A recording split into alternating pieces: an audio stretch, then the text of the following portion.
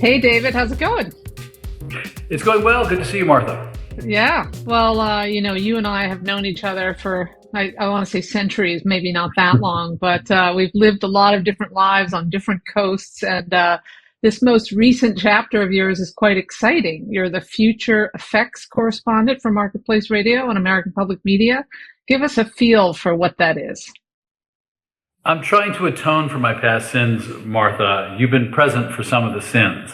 You know, when I do the NASDAQ Composite Index is up 0.2% over the last 5 minutes, that does not encourage long-term thinking, does it? It's completely No. meaningless, really, right? And, we shouldn't even be doing the stock market each day, but we used to. And then as at the helm of a morning news show, we would privilege stories that you didn't know when you went to bed. So stuff from the past 12 to 18 hours. A lot of it's very important, policy stories and stories about inequality in the human condition. I don't want people to misunderstand that. However, you and I could do, maybe we should do it now, we could do an exercise in what is the meta problem that underlies all problems, right? So maybe you would say climate change. That's a good one. Maybe you would say, I often say, money in politics. Yes. United, right? Yes. My premise of my new beat is a lot of what ails us is the human tendency to look over the next 2 weeks. We have politicians that certainly would like us to just look over the next 2 weeks. But if you put a longer overlay over the question, how does this play out in 5, 10, 30 years? You might make different decisions. Companies might make different decisions, as opposed to when they only worry about the next quarter. I have pity on corporations because apparently the U.S. Supreme Court believes they're people too. And we people are wired to have this problem. Well, one interesting question one could discuss is thinking about the future a privilege, right? Because a lot of people who are living hand to mouth can't worry about the future. They just got to be, make sure the kids are safe and fed right now. And we don't want to discount that. I will do some coverage exploring that issue. But this all, to make a long story short, was sparked by a conversation I had on PBS TV many years ago. The legendary social critic, comedian, Kurt Vonnegut, Slaughterhouse-Five guy and player piano guy. In player piano, by the way, he posits the idea of a lights-out factory where there's no humans because automation does it all. You don't have to turn on the lights. So that's thinking about the future. But he looks at me and he says in his gruff voice, no country has ever had a secretary of the future. And there are no plans, he said, for our children and grandchildren. So, some countries do have secretaries of the future. They don't call them that. I found one. You want to guess which country had one, was enlightened enough to have one? Just think of all the countries in the world. Sweden. Yes, you won. If you answer Sweden, Norway, or Denmark to any question like that, it's going to work. But they had one. They called it something else. Companies have chief sustainability officers. Right. If they're greenwashing, who cares? Actually, I still care because that's terrible. But if they have the ear of the CEO, then they can accomplish important things. Like, why are we doing something that's going to explode and kill the company in 6 years? Doing that. Well, we'll get profits this quarter. Well, don't. That's an important function. So that's my beat. It will run from personal finance to policy to, AI innovation, I guess. It's a niche beat, right? It's not too broad. Yeah, and the best thing is, me, I used to get up at 2 a.m. Pacific time. And, I could do that for many years, but I can't do it forever. This beat means I get up like a human at 6 a.m. Great. Congratulations. That's amazing. As you know, I'm probing into this question of what we humans may lose or gain in this age of AI. And mostly, I'm really trying to probe in terms of human values, such as dignity, taste, trust, or empathy.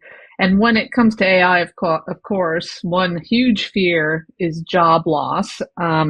You've covered job loss in your old days, for many years, and you've looked at what happens to humans when they are replaced by robots. 2018, you won a a Globe Award for that, and say a little bit more about what you observed about humans, and has it changed today?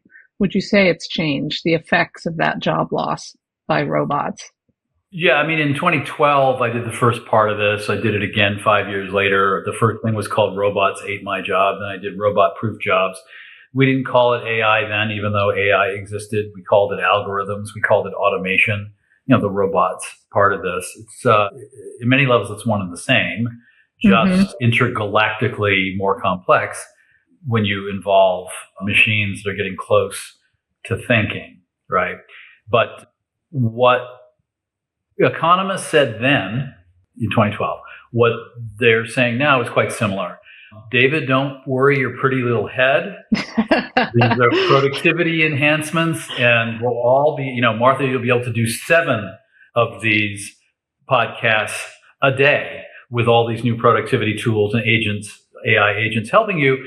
And because of that, your income will be quadrupled or quintupled, and you'll make a lot of money and you'll be happy. Okay, fine. They said that about machines, and there's always a worry maybe this time is different. But what too often experts downplay, misunderstand, or are just like stupid about is there is a period of extreme disruption that occurs. So, and that disruption matters, even if we want to believe that it'll lead to some sort of economic nirvana where inequality is reduced, and and those people focusing on the nirvana point out that their big example is the Industrial Revolution killing off 98% of agricultural jobs. Right. And the argument is you don't want people working in the fields in hot temperatures. I would also add we had an agricultural economy underpinned by slave labor as well. We absolutely don't want that. So all these people lost their jobs. They got better jobs, paid a bit more in factories. They could buy cars later. And that's the model they have in their heads for some of this AI. The question that some enlightened scholars have been asking themselves, and even not so clever people like me are wanting to explore, is the benefits to workers of the Industrial Revolution took a long time to accrue to workers. It took the progressive movement, union power in the 1920s, the lead up to the 1920s and in the Great Depression times, to wrest power from the people with the machines and therefore resources. There is a period where people really get messed over by big changes in technology. So I haven't heard, maybe you in your explorations here have heard from people, I haven't heard anybody say it's going to be smooth sailing, there's not going to be disruption in the short to medium term. I don't know how long that is, but let's say 5 or 10 years. Is going to be disruption. Say disruption, what is that? That's like people thrown out of work or people underemployed. And guess what? Those people have political power. They are angry for reasonable reasons. And I'm doing some work on a project that will launch sometime this summer. And I had to be kind of rolling my eyes. I mean, I sort of chuckled a little, but it wasn't a profound belly laugh. There's a credible analysis, had all these assumptions built in, but it was reasonable grown-ups tried to estimate AI. Will it help or hurt the federal deficit in the long run? So this conclusion with those assumptions concluded, not like insanely, it doesn't all go away, but it's like helps by $400 million. I don't know, I don't know what the time frame is. Helped pretty well. Here's the funny part. Here's one of the assumptions. If we don't do anything to help all the disrupted people, helping all those disrupted people means social safety net, more government spending. Right. If we don't just ignore people, living under bridges because of the technology, we'll, get a $400 billion deficit, improvement to the deficit. And you're like, well, that's not a plan. That isn't an actual work.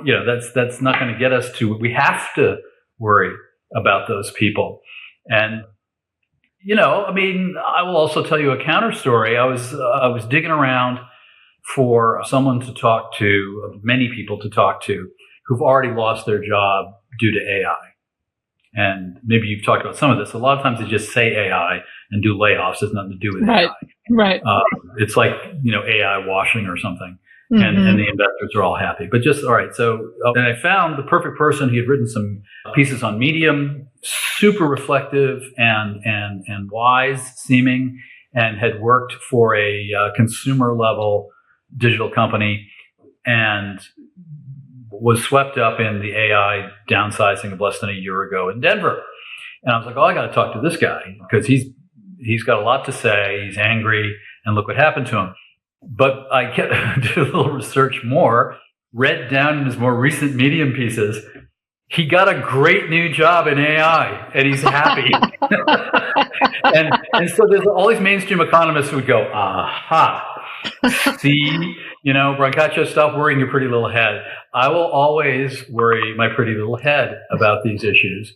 And because when you have someone like Amodi at Anthropic saying, in a couple of years we get 20% unemployment, right? Yeah. We got to talk about this. So some of my coverage that I wish I could tell you I'm finished so I could show up here with the results. I've just begun my journey into this, but what we're going to do for Marketplace as Secretary of the Future, one of the first big things is if a lot of people get thrown out of work or go from cool tech job to, I don't want to cast shade on this, but it'd be lower paid, working in a UPS store, they pay less taxes. They pay less taxes because their adjusted gross income on their 1040 form is less. Enough people do that, it kills off state budgets. Some cities are dependent on this, kills off city budgets, hurts the deficit. And what's really interesting for me about this is it's prompting a discussion, a really deep discussion of, do we have the right tax system for this revolution? It's very income tax based. Maybe it needs to be something else. So you say, consumption tax, no problem, except that it's super regressive. But there's, a token taxes, could be small taxes on a lot of data is something that one of the recently defeated candidates for California governor was pushing. So I think it's an interesting discussion. That is. But we're in for, nobody says it's going to be smooth. And so thinking about the distant future, I heard a venture capitalist, Martha, the other day going on, in 2035, maybe I'll still be alive, but healthcare services will be free because the cost of them because of AI will be zero. And, I don't think that's medicine, but that could be doctoring. And you're like, okay, if he's right, that seems kind of interesting, but I'd hate to think about all those people who spent money to go to medical school, how happy they'll be with the political system. And you are, right. And the loans on top of that, paying them back. Are you familiar at all, since we're speaking economics at the moment, with this idea of relationship economics being a model for growth in the future? And what that means, namely, is this idea that those who have artisanal businesses or provide a human-to-human service, like let's say you're a butler, are going to do well in the future because people are going to want more human connection. Of course, it eliminates the low end of the factory worker and so on and so forth. And it seems then primarily a realm of the rich. But I'm just wondering if you've come across it and what you make of it. Well, in the butler example, it could be the rich, but it doesn't have to be like that notion of what you're alluding to. Think about it. Would you take an automated phone tree or a human answering that phone? All this talk of AI, and those do not work, which makes me have questions about AI in general. The argument would be, well, you're not using an AI one, you're using some low tech. Well, show me one that works. I'd much rather have a person, even if it's, not just for my, elite needs. I would pay a good premium for so many things that have, and I know this is what you're wrestling with on this series, soul, S-O-U-L, soul. Right. That's right. That's right. Well, yeah, so we don't get much comfort from that because it's going to be a messy middle in the transition for sure. Yeah. Another person I wanted to ask you about who's made the news lately is, of course, Pope Leo. And he's talked about in his encyclical this idea that we're all going to become data profiles, or that we really need social criteria for innovation, which is, looking at the potential damage to the workforce before technological innovation is deployed. How realistic do you think that is, that we somehow employ, a social contract in these changes? Do you see any evidence of that? Are you hopeful at all? Is it? I don't think it can be I hope for. It has to happen or we're all dead. The way I think of the Pope's fascinating, and in his team's fascinating work in this area, is as guardrails are built around this technology, and big AI companies are saying, give me some guardrails. Right. Just the other day, Anthropic said, called for a pause in all AI development because they think that they're on the verge of some stuff that's very destructive. All right, who do you want around the table for that discussion? I've done a lot of thinking about this. And if it's the Pope, you want a person who, you want a team, you don't have to be a Catholic to see the importance of people who have training in thinking ethically about the human condition, right? But do you want, and some of my best family members are software engineers, casting no shade on our friends, the software engineers who are making these incredible advances. Do you want just software engineers at that table? These are software engineers who've built systems that cannot be reverse engineered to understand how the decision was made. They thought that was okay, not with oblivious to the legal implications of if there's no blame. Like when a piece of military hardware that's made autonomous goes berserk and kills innocents, and you can't unravel how the decision was made. I saw a documentary, I forgot the name of it, it's been a couple of years. It was about gig workers being exploited around the world. And it focused on, a lot of the examples were European. It wasn't exclusively so. And there was a guy driving for one of the ride share services, and the software accused him of like sharing his identity, which is a huge no-no, and you're out. And, you see him on screen being interviewed in depth. He goes, absolutely not. Not a little. Absolutely not. It's a mistake. And at first he couldn't be heard. There was no mechanism for appeal. He kept at it. And finally the company said, look, even if we were able to take your complaint seriously, there is no way to figure out how the software arrived at the decision to give you the career death sentence. That's just kind of how it is with this crazy algorithm stuff, opaque algorithms, right? So that's a system put together by engineers. You want people with diverse backgrounds from different classes. You want people from the humanities. Martha, I think your dad was a comparative religion expert. That's right. Dr. Little at that table and weighing this stuff. And so when the Vatican weighs in, I'm like, bring it on. Not just the Catholics, but whoever else has, we have to have a society-wide discussion. No, big technology companies have already done this to us. They launched on the world a planet-wide social science experiment without our consent, the screen and social media. That's essentially it. That's very well said. Yes. And nobody asked me, nobody asked if I should, allow my children to access it. I got lucky, Martha. My children. They're adults. They're just old enough that they were too old to grow up with it. I had some whining about Game Boys, but I didn't have whining about FOMO. Their friends are having fun and I'm not. And they didn't ask. And so they don't want to ask about AI. And, social scientists have to go through hoops if you're in the university setting to go do human experimentation. So I think there has to be a forum. And so what would make me think that it could happen? That was implied in your question. Right. I'll tell you what, the International Nuclear Atomic Energy Agency in the 50s, something so big, such an existential threat that countries came together and created a protocol and for better or for worse. We need one of those.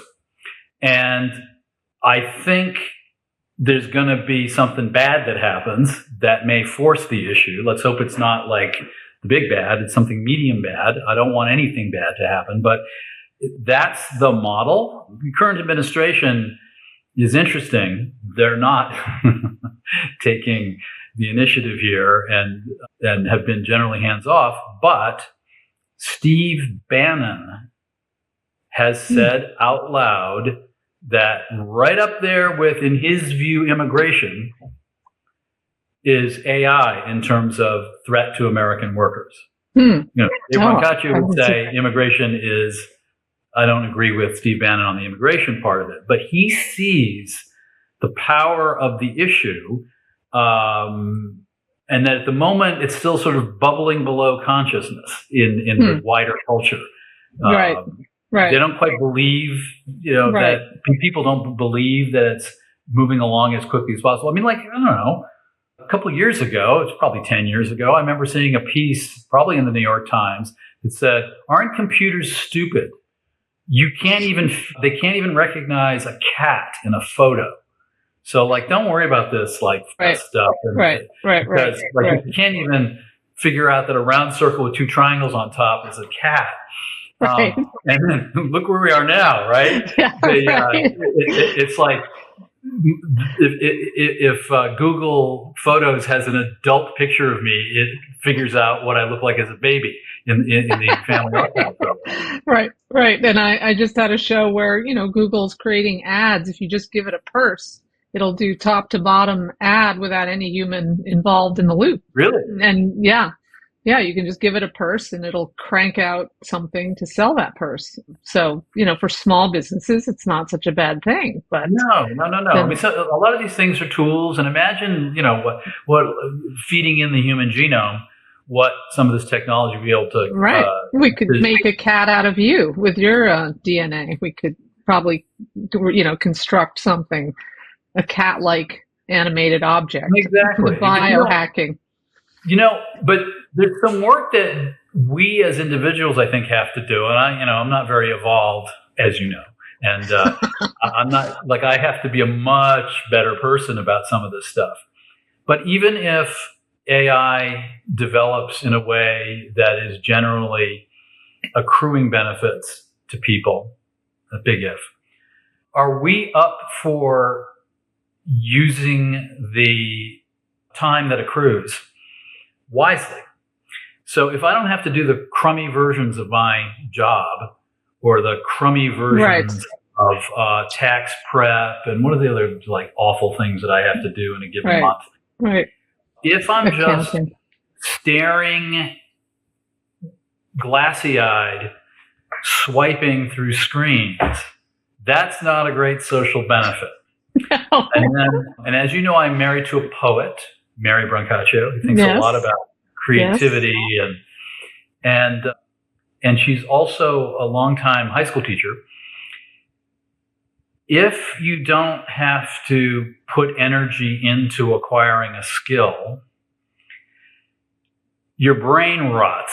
Your brain doesn't get bigger. And I think, where would I turn for a study about that? One study I looked at, in London, there's this really hard apprenticeship to become a taxi driver in London. It's called doing the knowledge. You're supposed to do it in a Cockney. Oh, it's doing the knowledge. It takes 5 or 6 years, and then you have this murderous exam where you need to know 25,000 places, including tiny alleys. If you make one mistake, you're out. So they measured the brains of those people who have the knowledge, and a piece of their brain, I think the hippocampus, can show up on scans as better developed. If you use Google Maps, it's more stunted, right? Right. Right. So, Lizard-like. Mm-hmm. so like even stuff that seems hard and a lot of stuff that's important is hard. Right. Right. That is part of what elevates us, is doing some of the work. Right. And, I mean, college campuses wrestling with the presence of AI, right? If you, a college kid was just talking to me about, you know, so many students are cheating using AI. And when you pull away the veil, like they're doing well in the papers, they kind of know nothing. There's nothing that's stuck. So, why are we here on Earth? To just have things make tasks easier? Yeah, and I think the answer is no.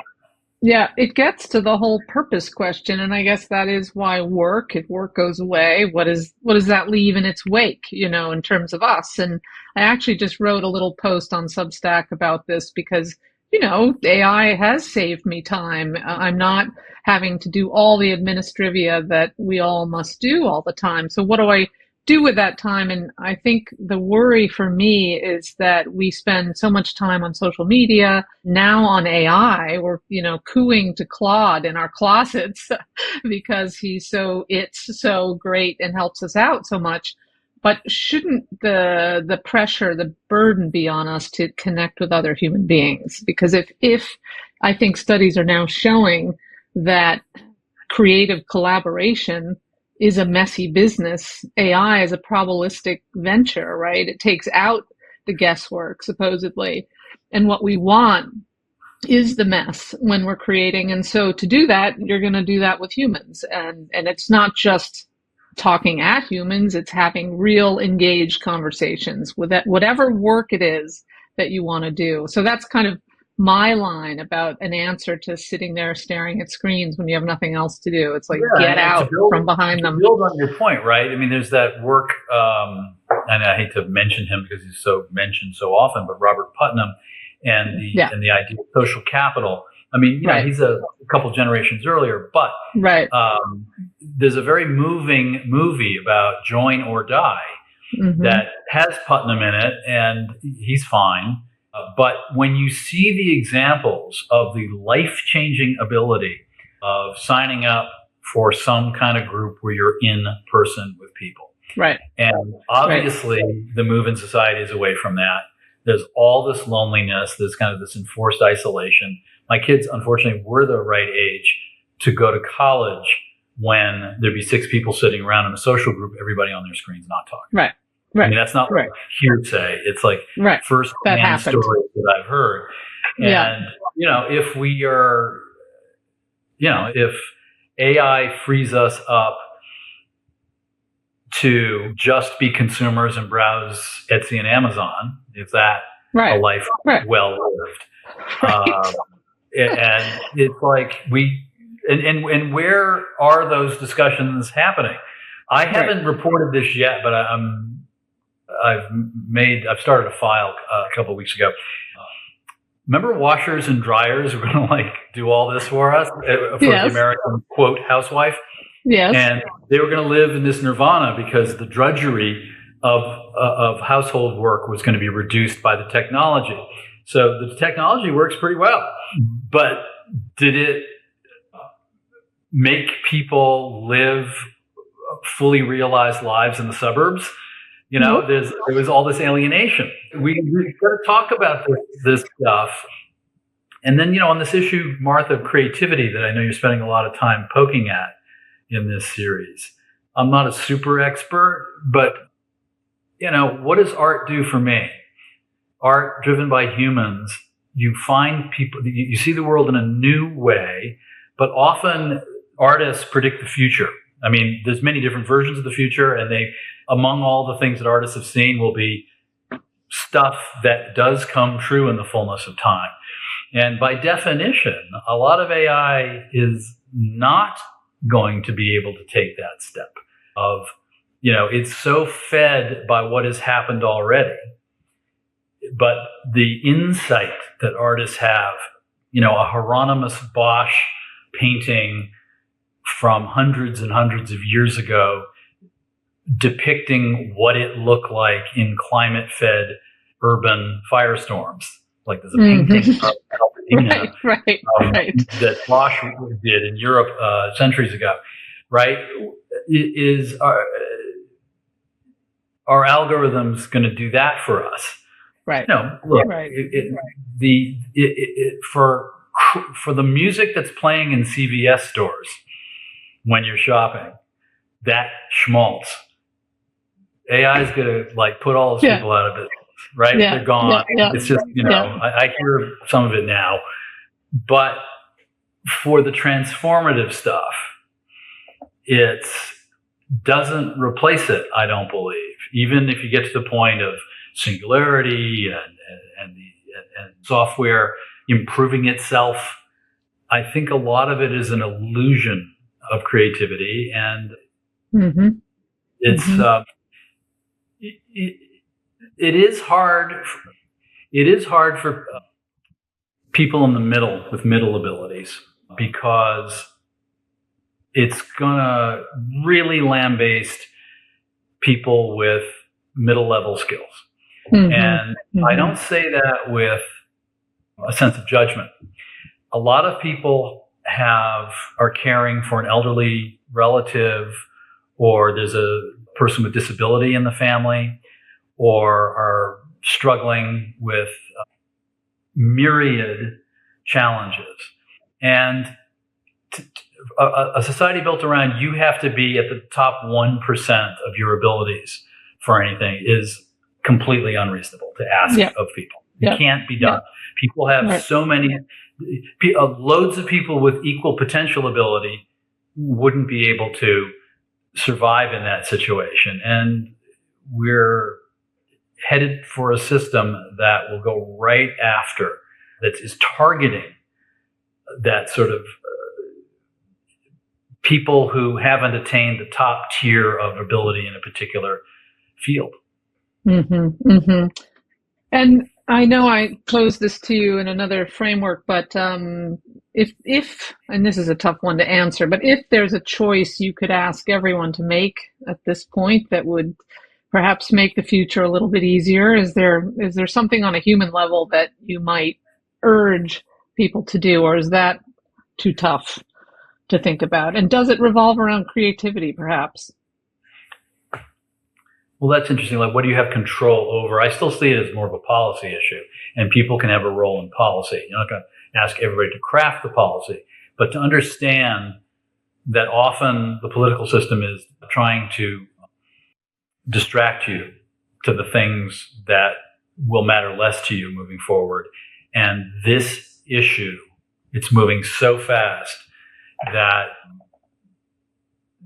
the demanding of people in power to demand that this technology is built in ways that do not just maximize shareholder value, but in fact ensuring that the broader population benefits. So with that agricultural example of farm jobs that were disappeared by farm technology, it took labor unions to push back. It's going to take some sort of movement of people coming together to push back against, because right now unlike my nuclear weapons example, those were governments building those things in the 40s and 50s. Now it's the private sector that has a really strong incentive to want to grab market share, like just become successful business cases. Chips fall where they may. And it's such a potentially important technology, a potentially existentially dangerous technology, that we have to reduce the amount of time spent worrying about the wrong things. Some latest kerfuffle on social media that has a half-life of 10 minutes. Right. And, for instance, I haven't reported directly on the backlash against data centers, right? But that's important for communities to consider the resource use. For sure. Also, they're restarting nuclear power plants to make a technology that I'm not sure I asked for. Right. Hi, I'd like you to swallow this exogenous effect, the potential of getting irradiated to death for this thing that may hurt you in other ways. But for people who are getting worked up about data center, also understand those data centers are powering e-commerce, surveillance, and AI. So like think about what is actually happening in those data centers and reserve some of your energy for that. There is I think it's Monterey Park here in Southern California that actually voted against a data center the other day. And that's a big deal. There are and they're physical things that are tangible that people are starting to fasten onto in interesting ways. But it's the intangible parts of this that need to be linked, I think. But look, I'm a photographer, and was I proud of the work I would do if I would just hit an Instagram filter and it made it look pretty? Wasn't all that proud of it. I didn't do it much, right? A button did this and now it looks pretty. Much more invested in photographs that I've taken that involve lots of creative choices on my own, but facilitated by digital techniques. I mean, I do analog photography too, but I mean, I'm like, there's important, like, we don't have to argue the case. We should throw out Photoshop because there are some AI tools in it. Right? But so does the result of a photograph make you see the world in a new way? And if the answer is, oh, yeah, then you're verging on something close to it's a piece of art. If it's, I clicked something and it, did a little pastiche, isn't that cute, in an effortless way, I think it's fairly inconsequential. Wow. Great. Well, I'm going to break my 30-minute mark for you because this has been so interesting and fulfilling. So I really appreciate, David, you taking the time out of your busy futuristic employment now, and I wish you the best with that. Yeah, I mean, I'll have more to say once I've spent a little more time reporting on some of the stuff. But in the marketplace to see the results of this, I think later this summer will be some of the first fruits of these efforts. Wonderful. Well, we'll look for you on public radio, and best of luck to you in the reporting. And best of luck to you as well with these are important discussions that you're leading. Thank you very much.